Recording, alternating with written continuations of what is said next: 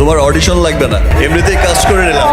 ঢাকায় সিনেমার শীর্ষ তালিকায় শাকিব খানের নতুন সিনেমা প্রিন্স এর প্রধান নায়িকা হিসেবে চূড়ান্ত হয়েছেন জনপ্রিয় অভিনেত্রী তাসনিয়া ফারিন।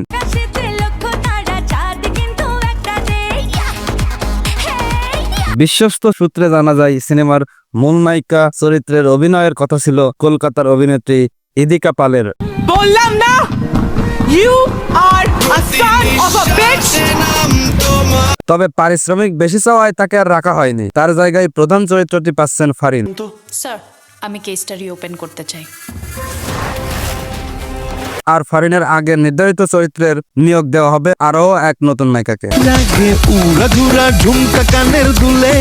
প্রথমবারের মতো চলচ্চিত্র প্রযোজনায় নাম লিখিয়েছেন শিরিন সুলতানা। তার প্রতিষ্ঠান ক্রিয়েটিভ ল্যান্ডের ব্যানারে সিনেমাটি নির্মাণ করেছেন পরিচালক আবু হায়াত মাহমুদ। গল্প ও চিত্রনাট্য করেছেন মেজবা উদ্দিন সুমন, সহযোগিতায় ছিলেন মাহমুদ নাজিম উদ্দিন। ক্রিয়েটিভ ল্যান্ড ফিল্মসের ফেসবুক পেজটি ফারিনের যুক্ত হওয়ার বিষয়টি আনুষ্ঠানিকভাবে ঘোষণা করা হয়েছে।